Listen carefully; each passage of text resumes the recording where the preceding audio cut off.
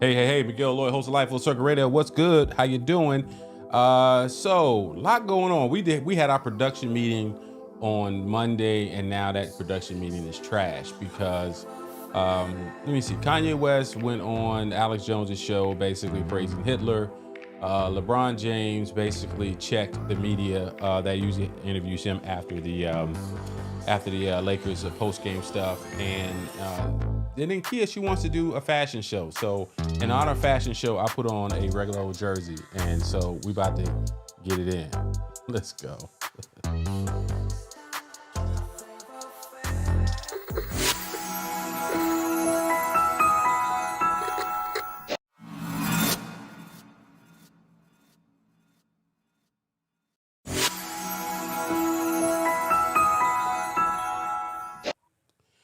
What's up? What up? I we're kind of scrambling right now, guys. If you see the confusion and you see how Yeah, bland my face looks, it's because we have a whole production meeting on yeah, Mondays. Intern yeah, Alexis gathers all these stories. She works really yeah, hard at it.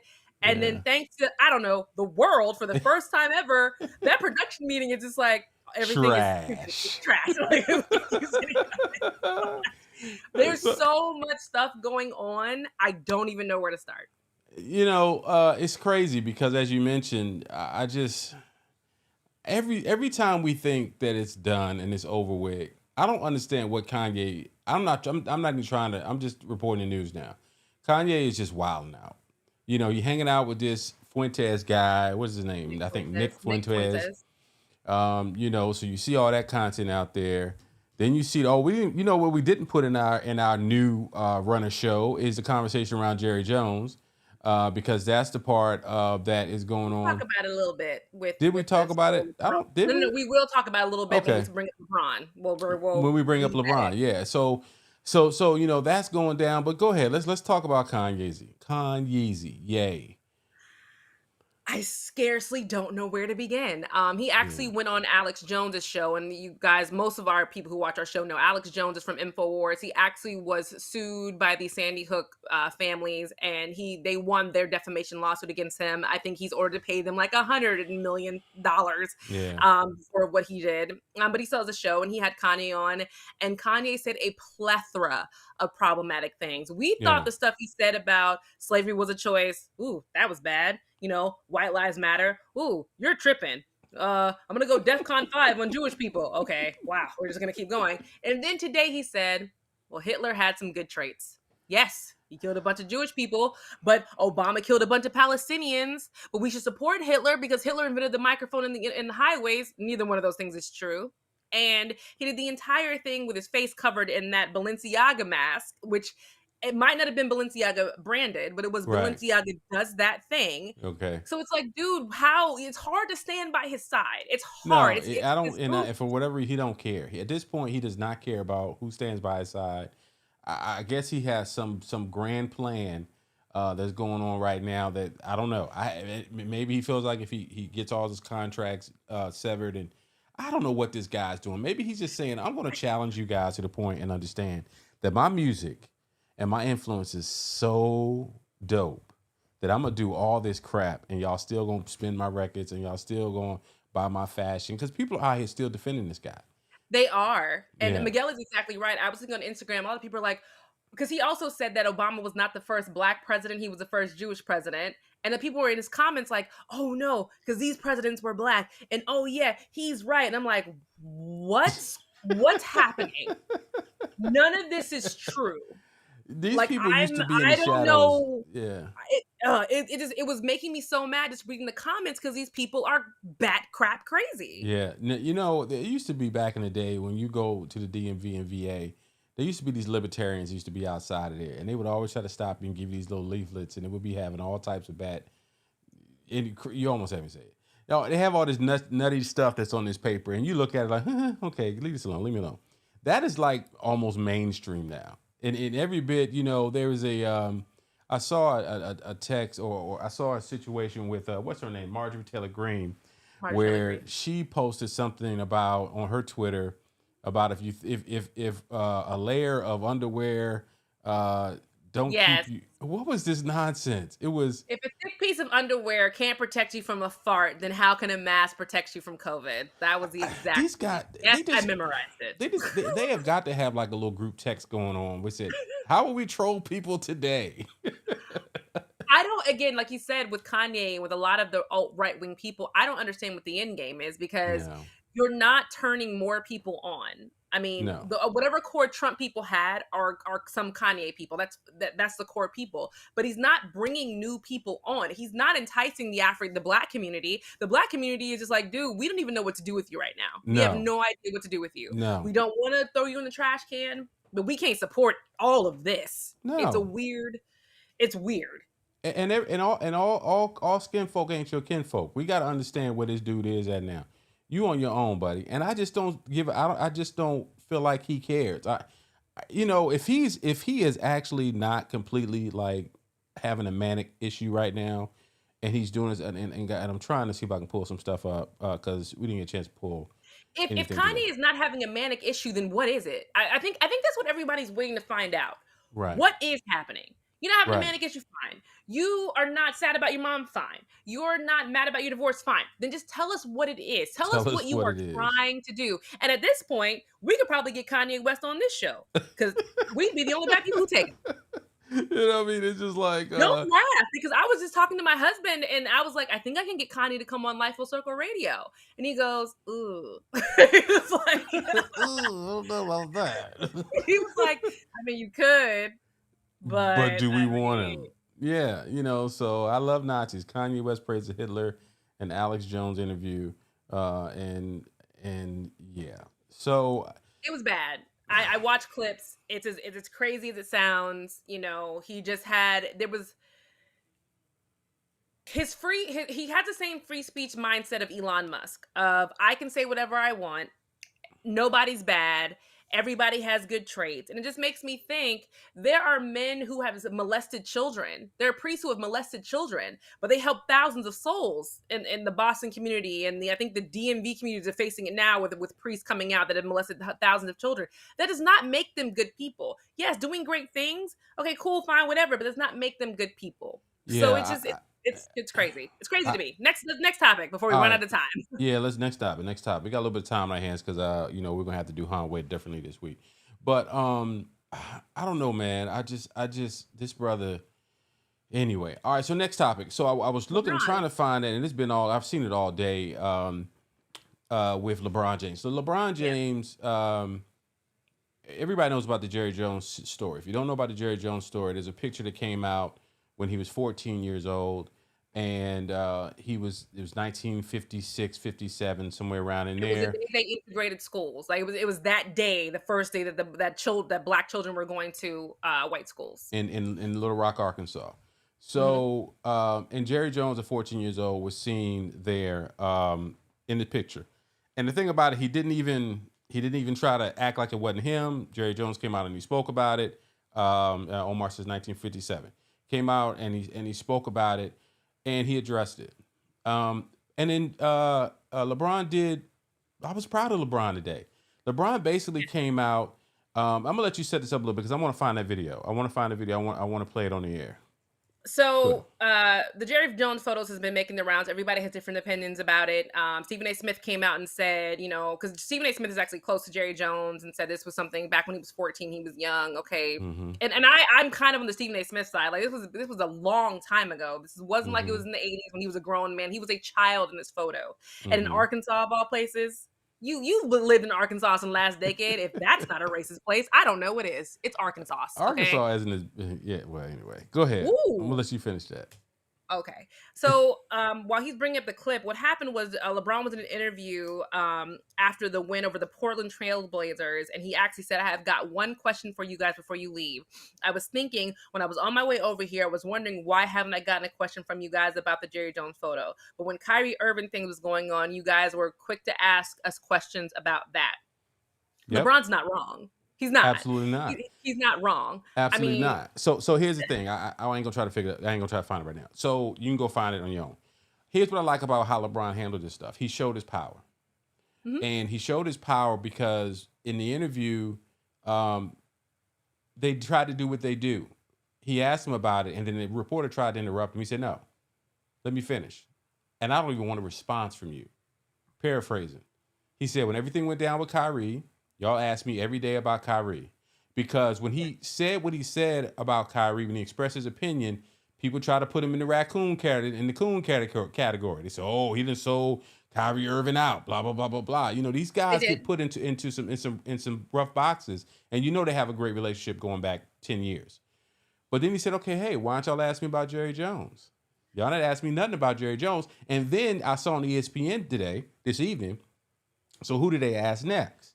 They asked Dak Prescott, the quarterback for the Dallas Cowboys. Hey, what do you think about LeBron James? Blah, blah, blah, blah, blah. Why are you asking Dak Prescott about LeBron James? So you determine how they said that doesn't even make any sense. Because Dak works for Jerry, and it's so here's a problem I have with that. You didn't go ask, Tom Brady what he thinks about Jerry Jones. You didn't go ask Matthew Stafford what he thought about Jerry Jones. You want to go ask the prominent black athlete to throw another black athlete under the bus. And you didn't ask Dak Prescott what he thought about Jerry Jones. He asked him about what he thought about LeBron saying about Jerry Jones. Yeah, I'm with you on that. Yeah. I don't understand them asking about LeBron. They could have just asked about the photo. And Dak Prescott, I feel like, is the correct person to ask because he plays for that team. He plays for this man. He should ask that question. Now, on LeBron's side, play devil's advocate. Yeah. I can kind of get why they did not ask him because one, it's not basketball related. Two, they asked him about Kyrie because they have a 10, like you said, they have a 10-year relationship. They play on the same team together. They're in basketball. It makes sense. But they also asked him a plethora of questions that don't got nothing to do with basketball. Right. So they could have asked him this question and it would have been fine. So it's just very, I feel like how the media is handling this Jerry Jones situation because no one knows what to do. It is all over the place. Everybody is all over the place. You know, it's really to your point. It's not a huge deal to me. No. But what I liked about what LeBron did was he called them out on their BS.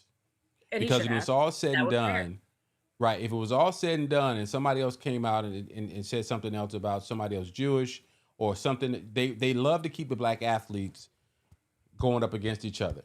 You know, that to me is a story. But challenging, the white business or the white billionaire, that's something different.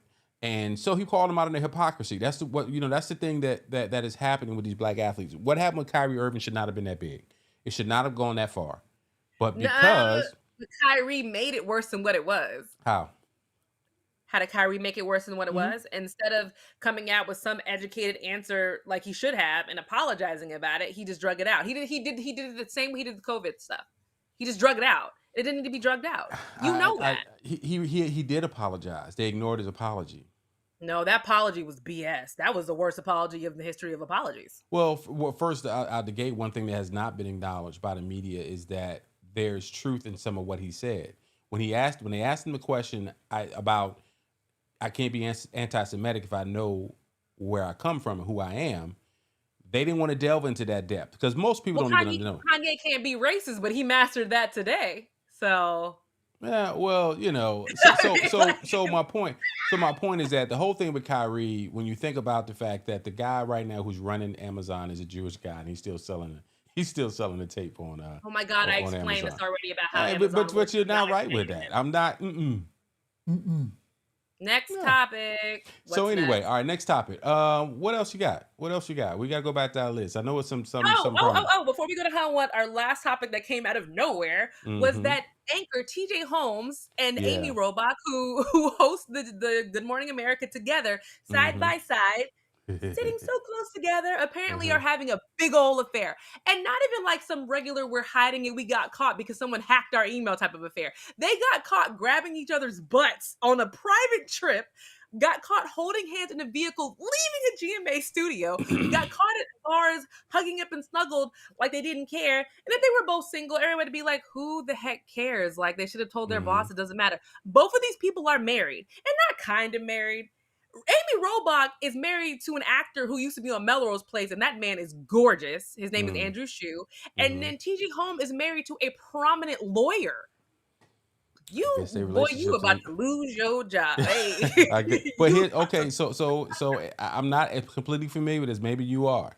My understanding is that the Morning Joe guy and his co-host, I forget her name, who are now married. Brzezinski. What's her name? Mika Brzezinski. Yeah, that's a lot. Okay. So, but But I get what you're saying. They started off as an affair. Yes, you're right. I think they started off as an affair. They disclosed their affair apparently to MSNBC before they told their spouses, which is Oh God, I'm not joking. They Oh, told Jesus. MSNBC before they told their spouses. They Okay. both got a divorce, and it was still kind of just rumored. It wasn't out into the world, but the company knew about it, so they were just like, "We know," and it's fine. And then when they got married, they got to keep their jobs because they disclosed to their employers. Which and Miguel, So, this they when cheated, you work. right? So they went through the I'm not, proper I'm protocol. not gonna do this with you. I don't know if they cheated right, but what I will say is Miguel and I have both worked for corporations where Yeah. if you are dating a coworker, you have to disclose that to the company. It's just the nature of the job. You have to tell the company that we're dating so that they can, try to fight off any garbage that can come their way. But either way, the fact that they are both married to spouses and they're out here acting like it's completely fine to be canoodling and ABC has a morals clause. Canoodling? That's a new one for me. Okay, let's go to Hunt What. Let's just pop up the Hunt What. I Hold can up. explain what canoodling means to you. Before, here's the thing. You're gonna have to walk through what because you never sent me the sheet. It's not on our sheet. On the Google sheet. It's on. Yes, you did, because I worked on it. I'm thinking about the sheet that we normally work off of. All right, go ahead. I'll find it. I don't even know what's on it either because there's so much stuff that came in after. I don't know where to. Let's go. It don't matter. We are winging it today for the next 6 minutes until our Today, guests guys. come on. You guys We are rolling. Hey, but here's something I thought about today. I want to see I want to see if you want to delve in this, and I want you guys to drop some comments if you're watching and you're watching live, or if you're watching it rebroadcast, whatever. So I posted this on my Facebook a little while earlier. Here's the question, Kia. Are you still considered a colorist if your preference is brown and dark-skinned women? Yes. Why? Was that a hard question? I'm sorry. No, because here's why I bring that up. Because the conversation constantly is all about men who prefer lighter-skinned women, biracial women. But I never really hear the conversation being in the reverse, that people have issues with people who don't prefer light-skinned women, but it's never a colorism conversation, seemingly to me, when you start talking about preferences to darker women or darker men. It could be something, could be vice versa. So you just think it's just like, it's colorism either way. So at that point, why is it colorism either way? If you're basically looking at light-skinned black women being like, ew, you're gross. I mean, that's colorism. Well, that's just it, man. I just, colorism to me has a fine little line, right? It's like, if I just so happen, I look back at my history pre-Trey, and I can count on one hand how many light-skinned women that I dated, or biracial women I dated. I mainly dated brown or dark women. You want to hear something really messed up? And I didn't realize until I thought about it. I've never dated an actual black man before. My entire adult life, I've never actually dated a black man. Really? That's a whole different show. We about to do a whole different show. My ex for years, and the people who watch the show know they know me. They know who my ex of years identifies as a black man, but he's not a black man. He's Honduran. He's 100% Honduran. Both parents from Honduras. His mother's light skin, got black woman hair. His father's dark skin. He identifies as black because that's easier for people. But he's 100% Honduran, so that doesn't count, right? Does it count? In black people's world, it probably does. They're probably like, oh yeah, see, you don't like black men at all. See, and it don't matter now because you got Omar, that's your husband, and it's a wrap. But when it's all said and done, he's your and how does that work? He's your complexion. He's Indian, yes, but he's the same complexion as Miguel. Right. So how does that work? That is a whole different show, because I also saw something, and we're gonna get into somehow what before our guests come on. But I got it. I pulled it up. I got it. Okay, but there's a conversation going on in the Hispanic community and the Mexican community about the guy who played in Wakanda Forever. Tenoch Huerta. And he's considered a dark-skinned Mexican. Because he is. Okay. Are you confused by that? Well, he's, I don't have an issue with it one way or the other. It was like I was peering in a window when I watched this conversation around the conversation around Mexicans and around the what is it called? Telenovelas. Telenovelas. When they're soap operas, right? And so you can get frustrated with me all you want. It don't I'm just matter. So that's a conversation. I wanted to have a colorism conversation, both black and we and should Hispanic, because in the there's near future. colorism in every culture. Again, like What I happens bring to up the my camera? husband Like, there we go. often. All right, it's Yeah, good. I bring up my husband often. My husband is a dark-skinned Indian man. That Right. is not the preference in their culture. The preference is the lighter-skinned man and woman, but my husband is darker skinned. They want their children to be a little bit lighter, to be Mm-hmm. lighter, Yeah. and that's just what they prefer. But a lot of Indian and West Indian people come out Miguel's complexion or my complexion, and that's just how it goes. So there's That's why people think colorism. I'm It seems like Dominican in because my every name is Miguel single. and I got this complexion. They think I'm Dominican. No, I'm What's not. your brother's name again? Doesn't your brother also have a Hispanic name? Isn't it Uh, like Luis or something? no, my older brother who's deceased, his name was Carlos. Yes. Carlos. See, it's Carlos and Miguel. Carlos and Miguel were my mother's first two children. You can ask her; she'll tell Lord. you. She got a whole story behind it. All right, let's get this what in real quick before Really, we. really quick. We'll just do a couple of what? Airport staff finds cat trapped in suitcase. Oh my God! Go ahead, finish your story. Jesus Christ. That's a quick one. One we'll talk about for a few minutes. Is the second one is August Alsina is maybe gay. We don't really know. Shrug And your I'm shoulders. glad that we don't really know because that's that man's business. But to go tell the story, I guess he's supposed to came out and said something about. Hey, go ahead.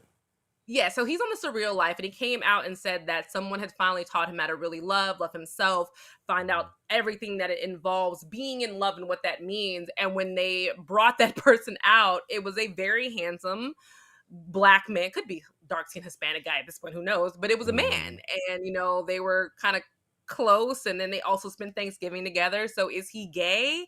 I don't know, but you get involved in the pink who knows what happens to you. So I don't know what to say. Hey, August Alsina, he's whatever. It's his business. But I'm pretty sure that's going to be juicy. And that's just enough. My marketing mind always spins. All of a sudden, August Alsina comes out and he's talking about something. Will Smith's movie's coming out in the next couple of weeks. And I'm pretty sure there'll be some more conversation I will around not be Jada. watching The Emancipation. I Why love Will not? Smith. I think he's a great actor. The slap thing doesn't bother me that much, but Right. like I can't. I don't do black trauma porn well, and we've talked Okay. about this. Okay, I I get don't. it. I get it. Have you seen Till yet? I can't. My But they said, soul can't do it. It is but they about his specific. mother only. There's no trauma in it. They Yeah, made they it said very there's no clear, no trauma in trauma that, in and it. I have not seen that or Women King yet. It's So, very good. so Apparently, Till is very good. yeah. And my buddy Deshaun Davis, we tried to do this film about 10 years ago, about That's 8 years good. ago. We tried to do it, and of course, everybody was trying to do this film, and I saw Whoopi Goldberg on an interview, and she said they were working on the film for about 10 years, Yeah. and it didn't work out. Okay, Saran wants to decide to call me right now while I'm on the show. All right. Well, while he's dealing with that, the last Okay. story that I will bring up before, and this is not a funny what, but And I our want to guest bring is this here, up. so we got to go ahead and wrap it up. Yeah, Go we'll just ahead. do this very, very quickly so we can get our guest on. But we do want to acknowledge everyone who was killed at the Walmart shooting, in the Virginia Walmart shooting, where the gunman left a note and 6 people were killed. We want to acknowledge that because Walmart is close to this show. Yeah. Miguel and his wife worked for Walmart for years. They lived in Arkansas. Where the headquarters is of Walmart, and it's just so sad. It was only employees who were killed. They had reported him multiple times to HR to say, "Hey, he's doing this, and no one really listened to him, listened to them." And it's a very traumatic story because you work somewhere and you're reporting people, and they do not listen to you and act like they don't care. Yeah, it's sad. That's in Chesapeake, Virginia. That's relatively home for me. Anybody from the VA Area 757 knows that Hampton and Chesapeake you're talking about. Just through the tunnel. Probably Yeah, been to that Walmart. And one thing about those break rooms where they said it happened, it's like shooting in a barrel. it Most of them is. there is no exit. There is no fire exit. He had them, and it's a very relatively small space. We got a lot, between that. Think about what happened in a week. You had that. You also had um, the UVA shooting was UVA. was was not long before that. It's just a lot going on, man. Mental illness What's is a going real on? thing. There's the 4 people or 3 people who died in Ohio that they were stabbed in their home. It's just a lot going on. So let's It's just change the nuts. subject. It's Whew, nuts. Well, 'cause you wanted, so yeah, let's change the subject. All right. So you hit me up midweek. You said, "Hey, we got to do this fashion show." I said, okay, we can do Balenciaga. this fashion show. I wish Trey was here because she would be perfect for this show. And you know, I went upstairs. I said, what am I gonna wear for today's show? Should I put on some Armani? Should I put on? Nope. I'll put on a little jersey. Just to troll all the fashionistas that's going on. I want you to introduce our guest. Welcome to our show, Miss Liz Everett. Oh, every time I see her, she's so pretty. This is Liz Everett. She is a fashion strategist and stylist, and this is how she looks all the time, guys. Look at this. Look at this face. It's gorgeous. I It's do wear wonderful. pajamas sometimes, okay? Liz, welcome to Life Full Circle Radio. Thank you for joining us today. We really do appreciate it. I understand you're a very busy woman. For you to take some time away from us, I appreciate it. And Kia, I do I'm too. going to put you in the center box because this is going to be your Absolutely. interview. I'm sitting over here on the side. I am ready. Because I'm gonna be on the side watching. And the cool thing is Liz knows how I operate. That's why she's like, I can't laugh too much with Kia because she will try to break me. So she's probably sitting on ready a little bit. But I'm so happy to have you on the show. And one of the things we just want to jump out the gate and talk about is the Balenciaga whole situation. And what I want to ask you about is a couple of things, because me and Miguel both are from the advertising side. So we're after all the photos are done, a part of the signing off side. You're on that front end of styling. So as most people know, Balenciaga had the photos of the bondage teddy bear, kids inside of the photo, and also, you know, court papers on the table and everything, kind of like these Easter eggs. So what I want to ask you, Liz, is from a stylist standpoint, how does something like this happen? Meaning, how does it start? First of all, can we just say that this entire thing is a real tragedy? Number one, you know, and from the inception of any idea, you know that you're telling a story, right? So sometimes the creative director from that brand will start it. Sometimes the stylist, you know, works already with that brand. So they kind of are like, hey, we just told this part of the story. Why don't we tell this next part of the story? The thing that I think that we're missing here is that Balenciaga is a corporate structure. So multiple departments, not just the photographer, not just the stylist, not just the creative director, multiple departments, including legal, had to sign off on this. Also, Kering's cap is $78 billion, right? They represent Gucci, YSL, Balenciaga, Bottega Veneta, and Alexander McQueen. All the major fashion houses. Yeah, so we're talking about an actual corporation that has sign-offs and sign-offs and sign-offs. So this is the onus is not just on one department, it's on all of the departments. And I think that that's what they're not wanting to really say. This onus is across the board, one. Two, you guys, this is not your first rodeo. Second and third and fourth and fifth, everybody in your company signed off on this. Yes. And like I said, from like, because Miguel and I are from we're in the marketing department.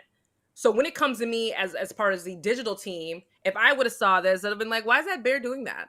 Did somebody, I would send it back to my team, be like, hey, this bear is doing and whose this. parent? Right? Whose parent? Like if we reverse this, if you took your kids, right, and you saw them laying, because if we think about the creative direction, you're curating a narrative, right? You're literally telling a story through each line, right, is not accidental. You've really thought about how to tell a story, reference, influence. You know, it's very similar to the way that you put an art gallery together, right? Where the artist is really telling a story. And I think sometimes that's what people forget. Well, Balenciaga has been telling strange stories for a long time, right? And that's what I was going to ask you really fast. What you just brought up about them telling a story.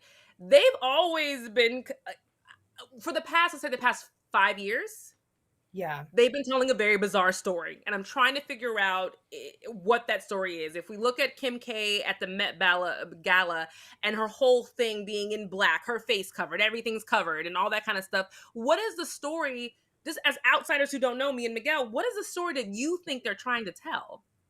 Sometimes I think people are just trying to be ironic, but there's nothing ironic about pedophilia. Right. No. Right. And Demna himself. Now, remember that Demna starts out coming from a very avant-garde, his fashion education is from a very avant-garde Can you fashion explain who that school. is really? Explain who that is really quick for those who don't know.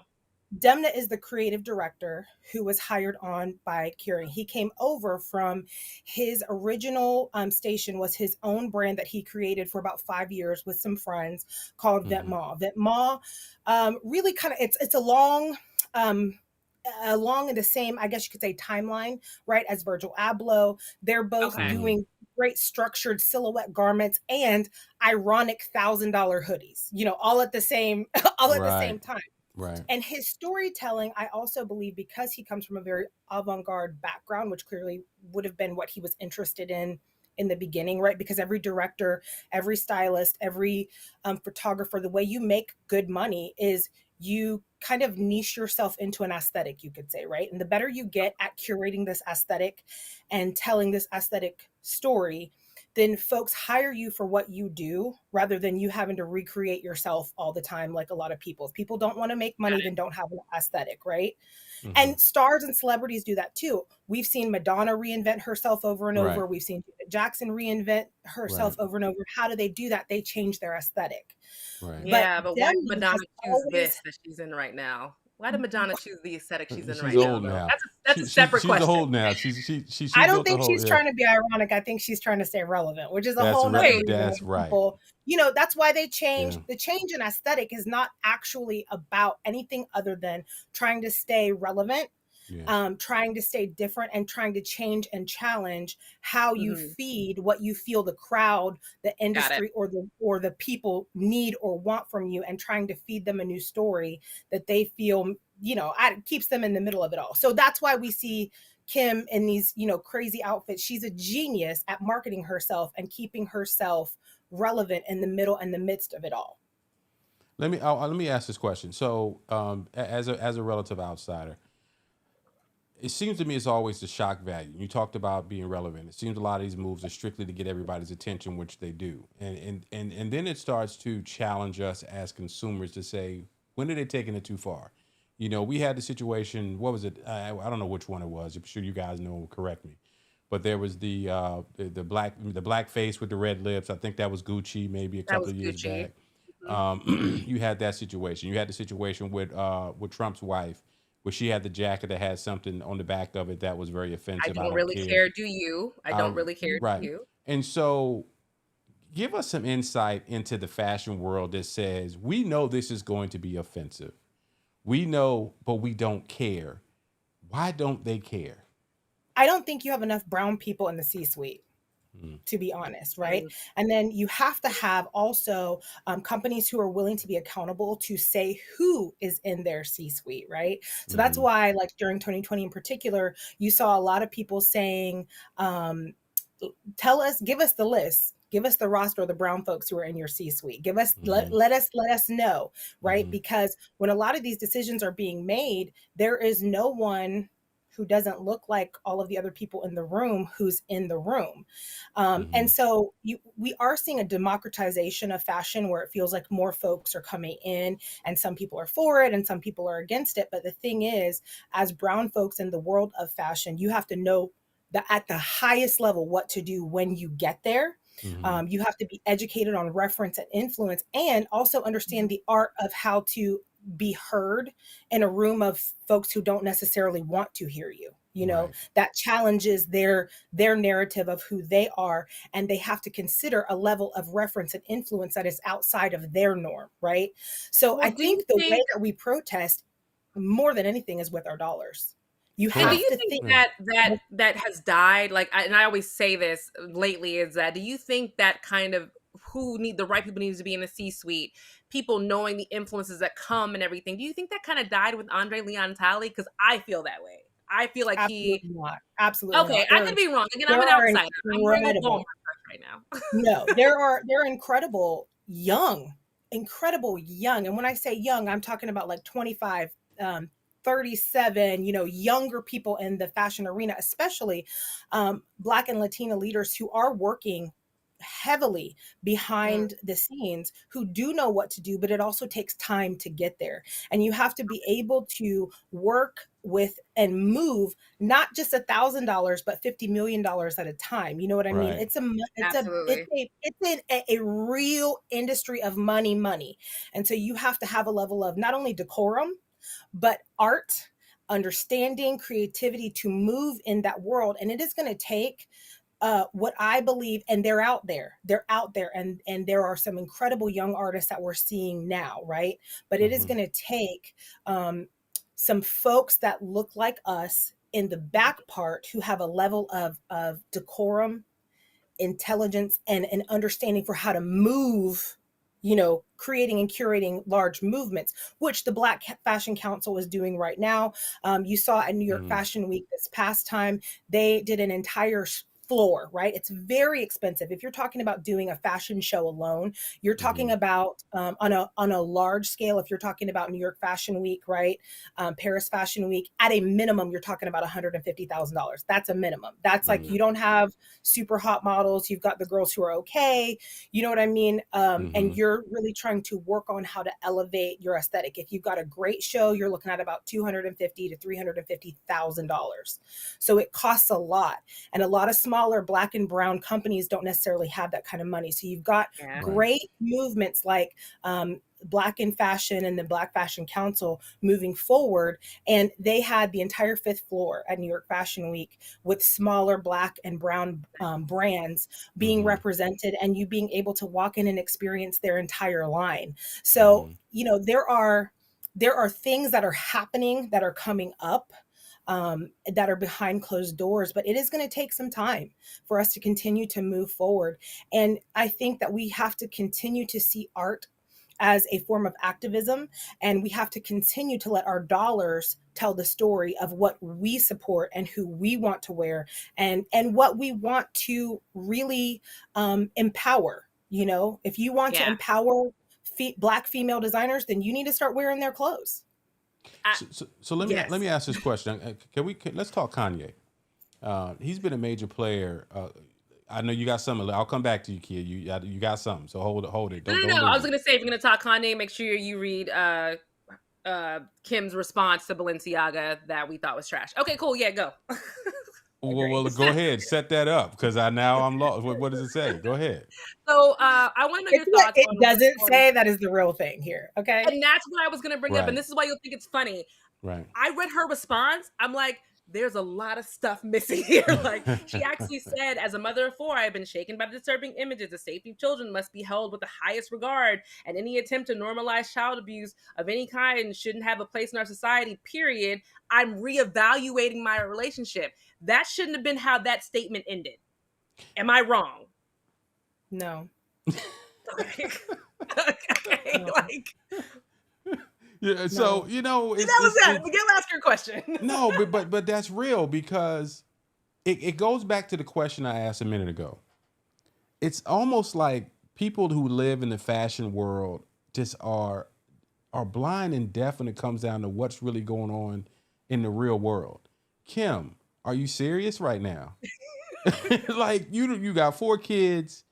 And you're talking about kids in bondage, in this fashion. And now you're reevaluating. And it comes back to the reevaluation comes to money. Let's just keep it real. There's a lot of money exchanged. I was going to say, I don't think it's the fashion world. I think it's people who would do anything to move up for money. And you could put that across a lot of different industries. You could put that across a lot of different platforms.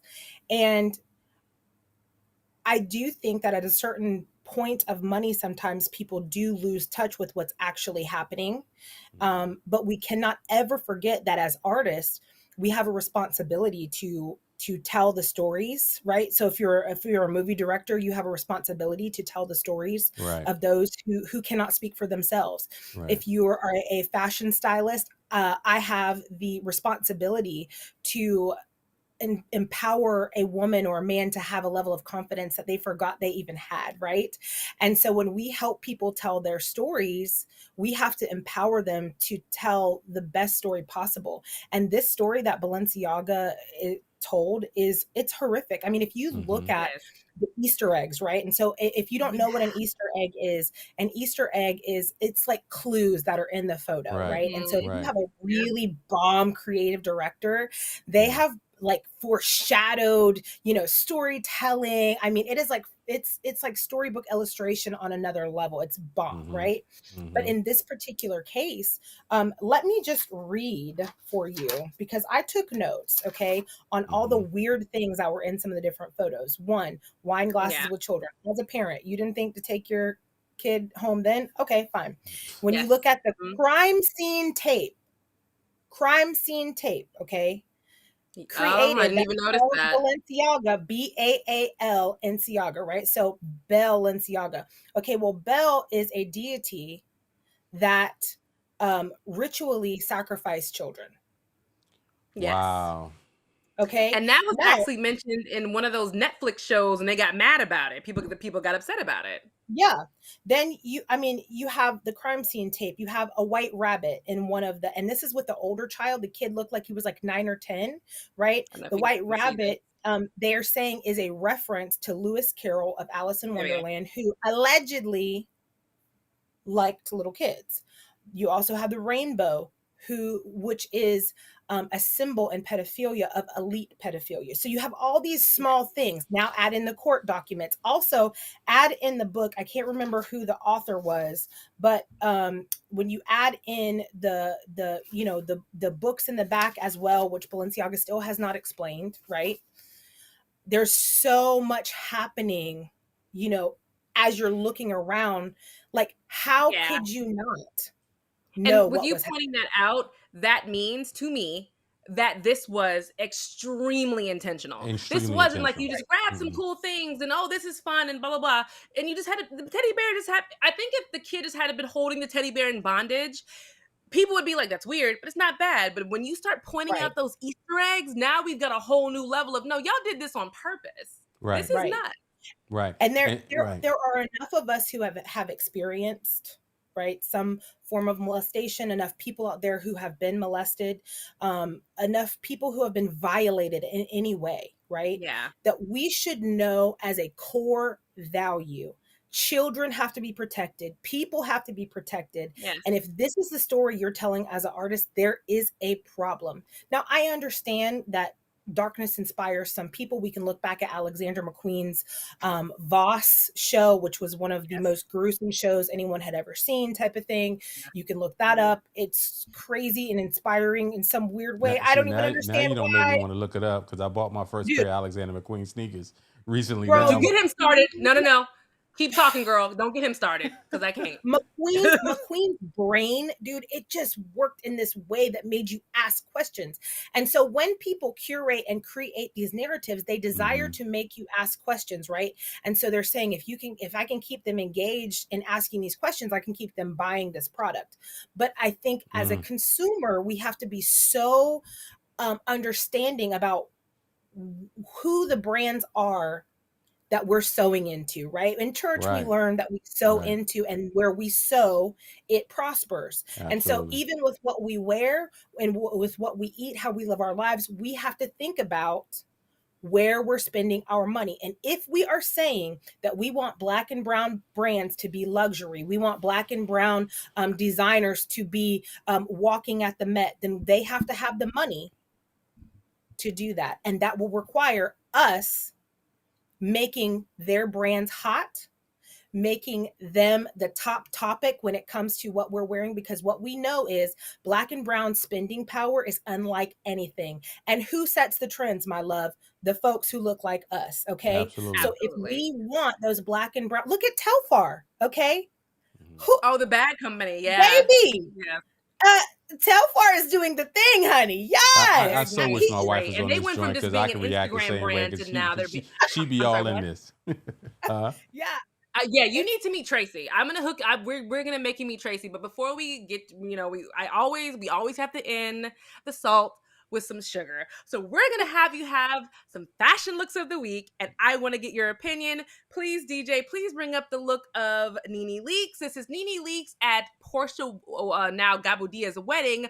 wearing some kind of naked dress. Now, this is to somebody's wedding. Please give me your thoughts, darling. I like the body That's it. That's it. Hold on. Those are her underoos. You see her underoos and her boobs. And she's Listen, 54 now, at a wedding. Nene has made no never mind about the fact that she's had her body done. Let me say this. Yes. Doctor, whoever you did, I think is, Dr. Booty Man or whoever, kudos Dr. to you. Miami. She looked great, okay? But this I would wear to my ex-husband's funeral, not to my homegirl's wedding. Oh my God, next. Because I would want to show up and make sure that he was gone, and I would want to let him know what he was missing. Okay? Okay, next photo. What do we got next? We got, let's see. Jenna Ortega. So this is actually the new actress who is now starring as Wednesday in the new Addams Family show. She is wearing Versace directly from the runway at the premiere of the new Wednesday show. I like this. I just thought it was a little much. I thought it was a little much for the Wednesday what character. It actually is, it's a continuation from Kourtney Kardashian Barker's wedding. So, that started a kind of like a dark wedding like thing happening. So I get it. I love the way the dress fits her. I love the shoe that was picked. I like the vibe. And I think she's just sticking with like the narrative, you know what I mean, of the Wednesday Addams and kind of just continuing to showcase. But I'd like to see her face because homegirl is gorgeous. I could have gone. I was going to say I could have done without the veil. The veil, because let's just take the veil off. Let's keep everything else. Let's take the veil one of those, like the headband that has the veil that kind of sweeps. You know what I mean, baby? Give me one eye and a. Or a halo crown. I feel like a halo crown, like a dark halo crown, still could have worked on this. But let's move on to the next. A little Satan-y, but okay. I am so out of my league right now. Next up, we got. When she sent me this picture, this was a real bird. She sent me this picture. I said, "Why is she holding a bird?" This is Sarah Jessica Parker holding the Pigeon Bag by J.W. Anderson, and it looks like a real bird. It's a bird. Yeah. Now, Sarah Jessica Parker, I will tell you, she is one who does a phenomenal job of storytelling. She's fashionably very brilliant. I'm not really into this at all. It's not for me. Not even a little bit. All right, but so I'm not by myself. No, with the jean jacket, look like she's going to going grocery shopping. Yeah. You know what she looks like? Remember the guy from Shawshank Redemption or the guy from Training Day who would clap and get the birds to come back? That's what she looks like. And I feel like, especially when it's probably as disappointing as seeing me in a sweatsuit. Like, I've had people come up to me before in Walmart. My friends, if I ever saw you in regular clothes, I wouldn't even recognize you. I'd walk right past you like, what is girl? Who's that? Literally, she came up to me and she goes, "It's strange that you buy groceries." And I was like, "I have to eat too, girl." All right, let's slide on. We got she's got chops. She's got fashion chops. So let's go to iconic looks. This is Kim Kardashian at the Met Gala wearing the very famous. Can I even get it out? Wearing the very famous. Shondo got a condo, honey. My God. Yeah. What did you say? Okay. My Shondo got a condo, honey. You know what I'm saying? I had to speak in some fashion tongues for you. Okay. So I love that Kim is so respectful of art and artists, okay? And that's why she gets so much of what she gets when it comes to clothing. That's why designers love her so much.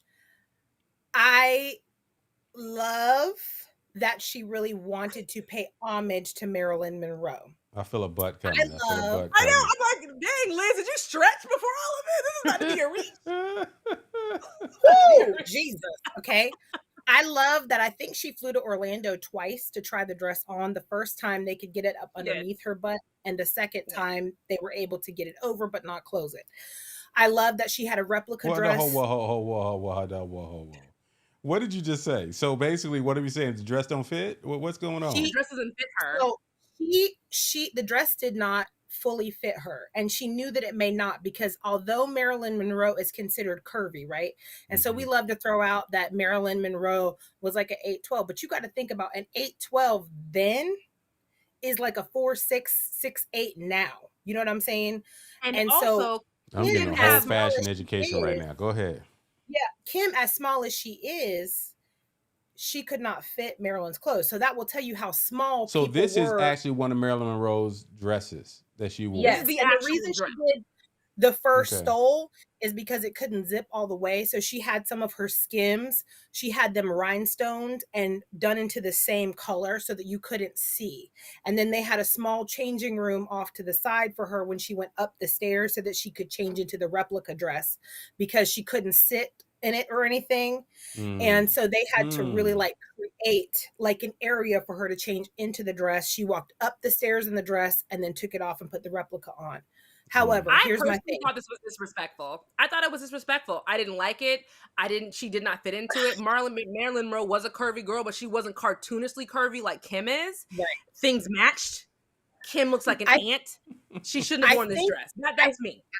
I think in the area of clout now, right? Like, so I don't think I would have a problem with it if she was the only person that was going to do it. Okay.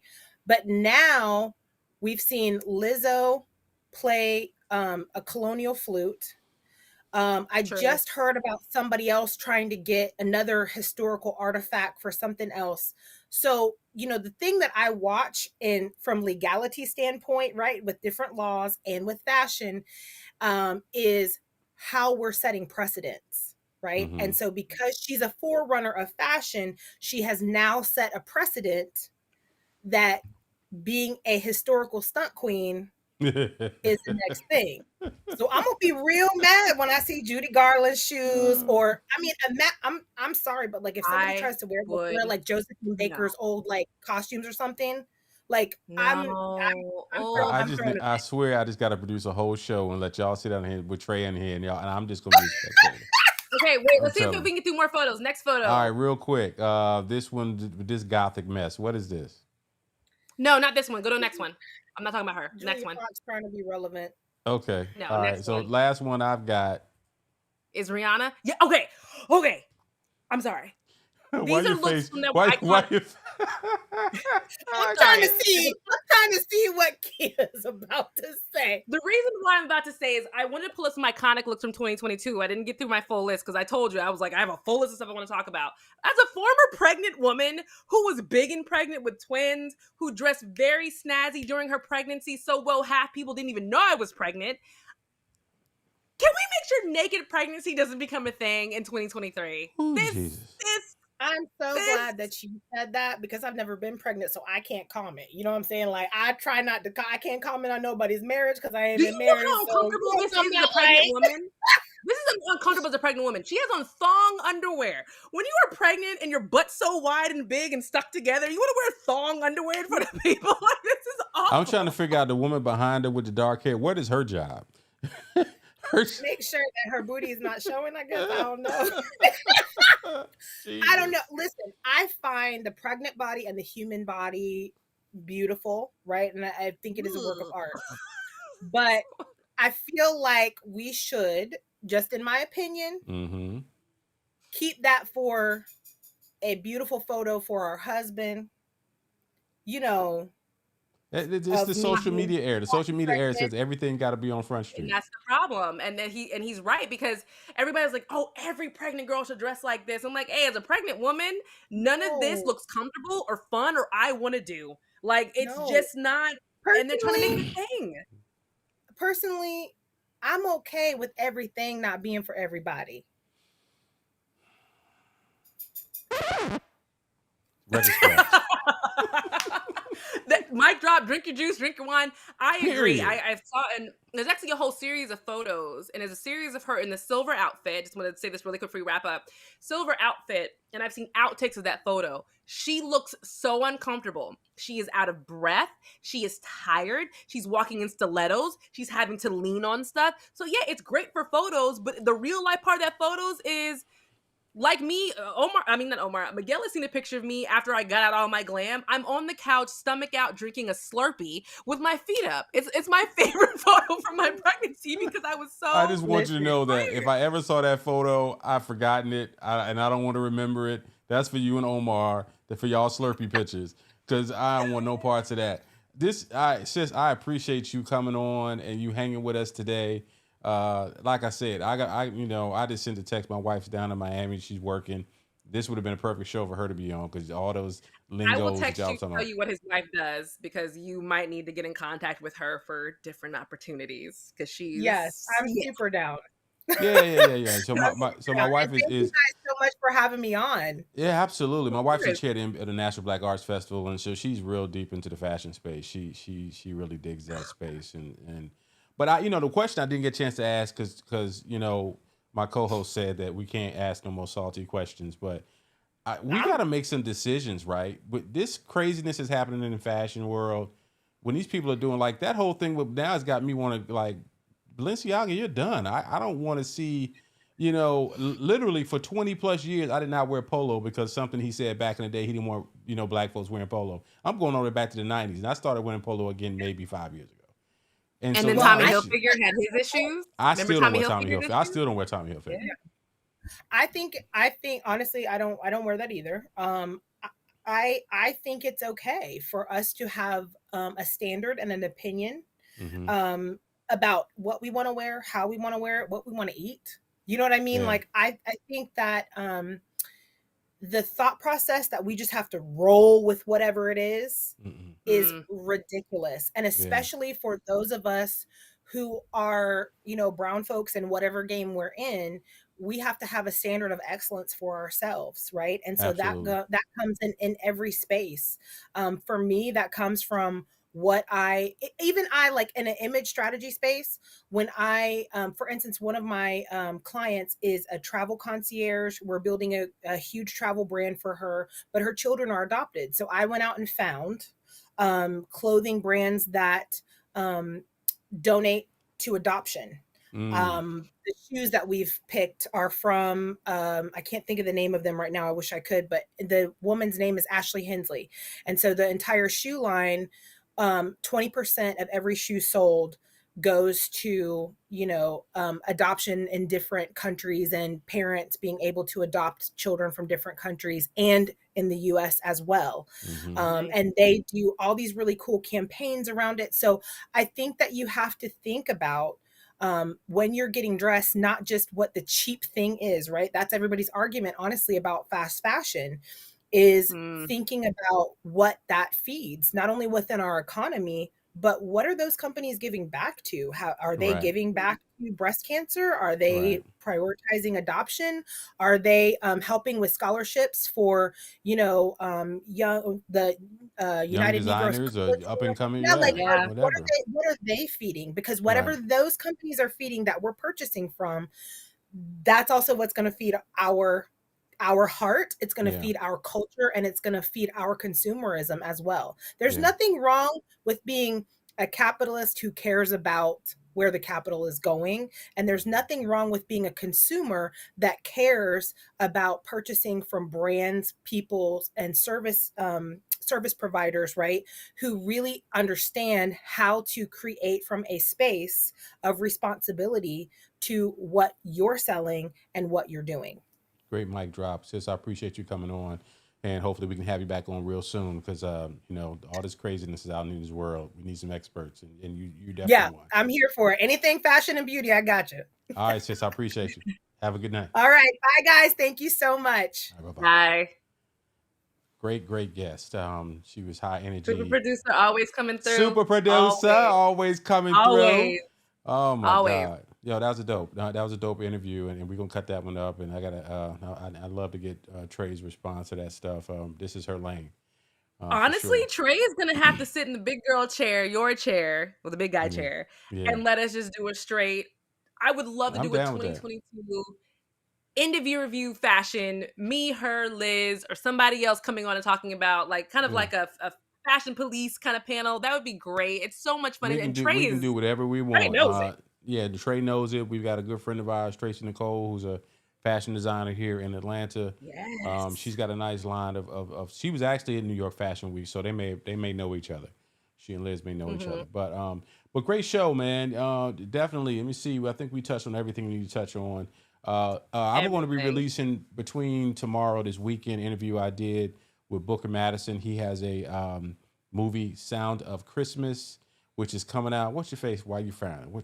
Unpurse your lips, girl. I'm What? frowning because he wouldn't let me do the interview because he was scared I was going to say something No, inappropriate, no. which I was.